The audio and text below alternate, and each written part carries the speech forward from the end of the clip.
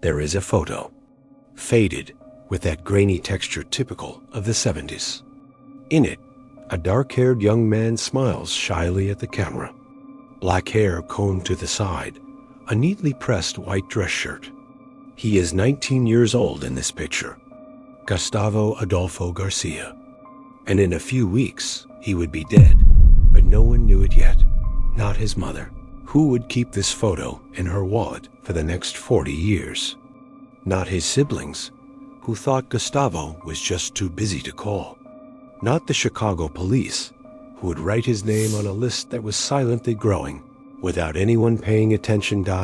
This is not the story of John Wayne Gacy. You already know that name.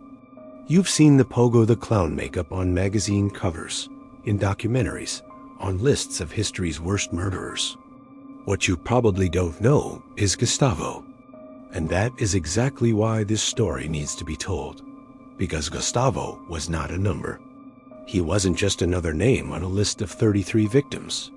He was a son, a brother, a boy who crossed a border with huge dreams crammed into a small suitcase, and who trusted the wrong person. Let's go back in time. Not to the basement of the house in Norwood Park. Not to that specific night. Let's go further. Let's go to where it truly began, Mexico City, late 50s. Gustavo is born into a working-class family in the heart of one of the world's largest metropolises. His father works in construction. His mother takes care of the house and 5 children. It's a simple life, but not an unhappy one. There is food on the table. There is laughter on Sunday nights. There are plans. And Gustavo was always the family dreamer. While his brothers accepted the idea of following in their father's footsteps, Gustavo looked north, literally. He had that typical restlessness of someone who was born feeling that something more was waiting somewhere. America, the United States, the land of opportunity that appeared in movies, in stories, in the letters that some neighbors sent back. At 18, Gustavo makes a decision. He's going to try. He's going to cross the border, find work, send money back. He's going to build a better life. It is the dream of millions. But for Gustavo, it wasn't just an abstract dream. It was a concrete plan. He was practical, organized, the type of person who makes mental lists and follows them strictly. And in 1977, he succeeds. The details of that crossing are lost to time, as happens with so many stories of undocumented immigrants. We don't know if it was by bus, if it was on foot through the desert, if he paid a coyote. What we do know is that Gustavo arrives in Chicago in the winter of that year. Chicago, the Windy City, a brutal metropolis, especially for those who arrive without documents, without connections, without speaking fluent English. But Gustavo is undaunted. He rents a room in a lodging house on the north side of the city. He shares the space with 3 other Mexican young men. The place is tiny. The heater works poorly, but it's his. It's his piece of America. He gets work in restaurants, washes dishes, cleans tables, loads boxes in the back. These are jobs that pay little and demand a lot.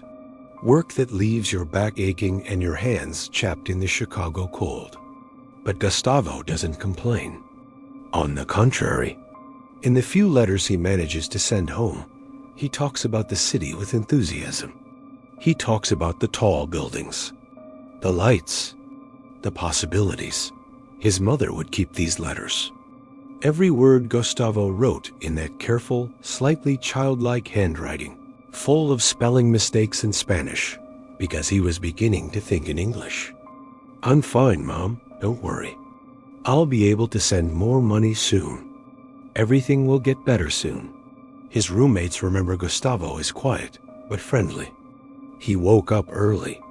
He always left tidy, even if it was just to wash dishes. He had pride, dignity, that thing you can't quite define, but you recognize when you see it. He didn't drink much. He didn't get into trouble. On free weekends, He would sometimes go to the park, walk around the city, and observe. And this is where the story begins to darken.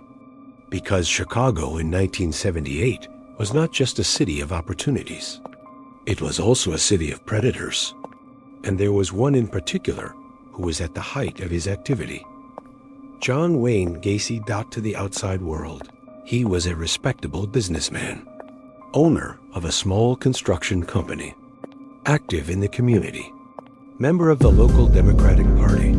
He wore a well-cut suit, drove a decent car, owned a house in the suburbs. And at charity events, he dressed up as Pogo the Clown. He made the children laugh. But there was another, Gacy. The Gacy who circulated through the poorer areas of Chicago. The Gacy who offered work to young men, especially immigrants, especially those who wouldn't ask questions, who wouldn't go to the police. The Gacy who knew exactly how to identify vulnerability. And in May 1978, the paths of Gustavo Adolfo Garcia and John Wayne Gacy intersect. We don't know exactly where. It might have been on a street corner. It might have been in a bar. It might have been through another young man who already worked for Gacy. What we know from later testimony from acquaintances is that Gustavo mentioned a work opportunity. Construction, cash payment, good money, the kind of offer an undocumented immigrant can't easily refuse. Gustavo told his roommates that he was going to check out this job, that maybe he would be gone for a few days, that they shouldn't worry. But Gustavo Adolfo Garcia never came back. Days turned into weeks. His roommates, initially, weren't too alarmed. It was common for someone to disappear for a while. Maybe Gustavo had found a better job somewhere else. Maybe he had moved without warning. Immigrant life was like that, fluid, uncertain. When they finally called his family in Mexico, it was just to ask if they had heard any news. Gustavo's mother felt a pang in her chest. She knew her son. He would call. He always called, even if it was from a public phone, even if it was just for 2 minutes. Silence didn't suit Gustavo. She asked them to investigate. The friends went to the police. And here begins another painful chapter of this story.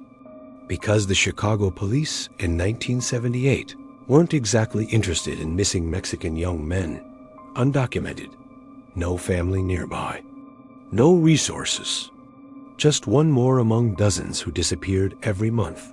They wrote down the name, filed the report, and forgot about Gustavo. Meanwhile, at the house at 8213 West Somerdale Avenue, in the quiet neighborhood of Norwood Park, something was literally rotting beneath the feet of John Wayne Gacy. In the basement, in the crawl space, under the concrete he himself had poured. But that would still take months to be discovered. And when it was, Gustavo would be just one among many.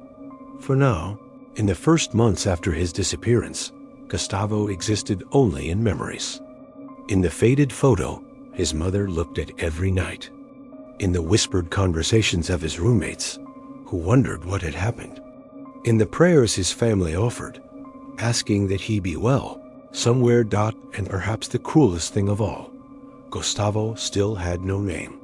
He was not yet officially a victim of anything. He was just a missing person among thousands. A bureaucratic ghost. A statistic. Life in Chicago continued. The seasons changed. Summer came and went. Fall painted the trees orange and red. And no one, except for a few people, remembered a 19-year-old Mexican, young man who had dreamed of something better. But stories have a strange way of refusing to die. And Gustavo's story was far from over. December 1978. Chicago is freezing. The kind of cold that cuts the skin, that turns breath into fog, that makes every step a small torture. And somewhere in the city, a 15-year-old boy named Robert Pius leaves the pharmacy where he works to talk to a man about a job opportunity. He never returns. But unlike Gustavo, Robert has a present family. He has resources. He has a father who immediately goes to the police. And he is lucky, if we can call it luck. The last person to see him was this man, this well-dressed contractor, this respectable subject named John Wayne Gacy. The police go to Gacy's house, and something doesn't add up. Something in his behavior, something in the air. And when they start investigating seriously, the house of cards collapses. 6 days after Robert Piast's disappearance, the police obtain a search warrant. They enter the house on West Sunnerdale Avenue, and they find Hal Dot in the basement, in the crawl space, under the concrete, 26 bodies, 3 more in the Des Plaines River, where Gacy had thrown them when he ran out of space, and 3 more that would be discovered later. 33 victims in total. 30-3 lives, 33 families destroyed, 33 stories that ended in that innocent suburban home, where the lawn was always mowed and the owner wore a clown costume to entertain children. The news explodes nationally. It is one of the worst cases of serial murder in American history. The headlines scream. Cameras surround the house. The whole world is watching Dot, but for Gustavo's family, thousands of miles away, there is no news, no connection. They don't know that their son might be among those bodies, because identifying Gacy's victims proved to be a monumental task. Many of the bodies were in an advanced state of decomposition. The house had been hot, humid. The natural processes of deterioration accelerated. Bones mixed up, evidence contaminated. And Gacy, the bastard, refused to cooperate fully. He gave false names, mixed up details, played games with investigators. Of the 33 victims, several would remain unidentified for years, decades, known only by numbers. Victim number 7. Victim number 26. Names erased. Stories lost. And Gustavo was among them. Not at first, of course. In the first months after the discovery, authorities focused on victims who had missing persons reports in Chicago, who had families looking, who had dental records available. Gustavo was not on that priority list. He was an undocumented immigrant. His disappearance had been reported, but filed away. No one was truly looking. And without proper documentation, without medical or dental records in the United States, confirming an identity was nearly impossible. So Gustavo remained nameless. For years. For decades. Meanwhile, the trial of John Wayne Gacy became a media circus. Cameras captured every moment. The horrible details emerged one by one. How he lured the victims with job offers. How he tricked them into putting on handcuffs, saying it was a magic trick. How he raped and tortured them. How he slowly strangled them, sometimes for hours, while they pleaded. How he went back upstairs, took a shower, got dressed, and went to work the next day, as if nothing had happened. In 1980, Gacy is convicted. 33 counts of murder. Death sentence. And still, he shows no remorse. In prison interviews, he continues to manipulate.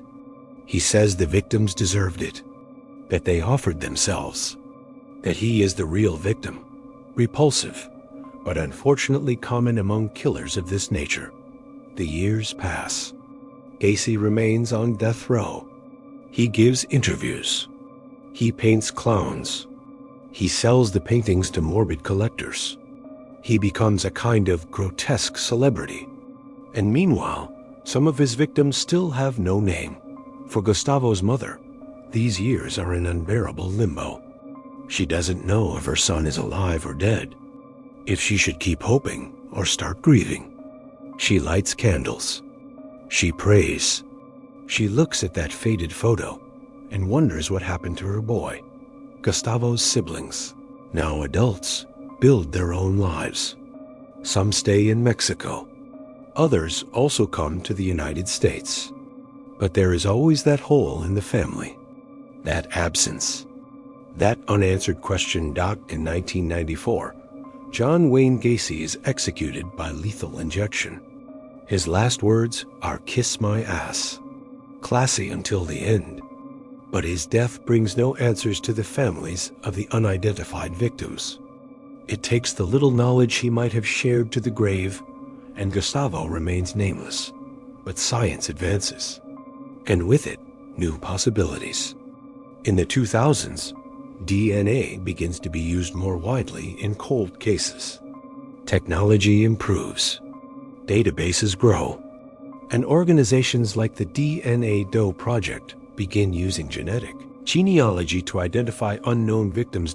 In 2011, more than 30 years after the murders, authorities decide to make a renewed effort to identify Gacy's remaining victims. They exhume the unidentified bodies. They extract DNA. They build profiles. And they start looking for matches. It is a slow process. Frustrating. But gradually, names begin to return to the numbers. Victim number 19 is identified as William Bundy.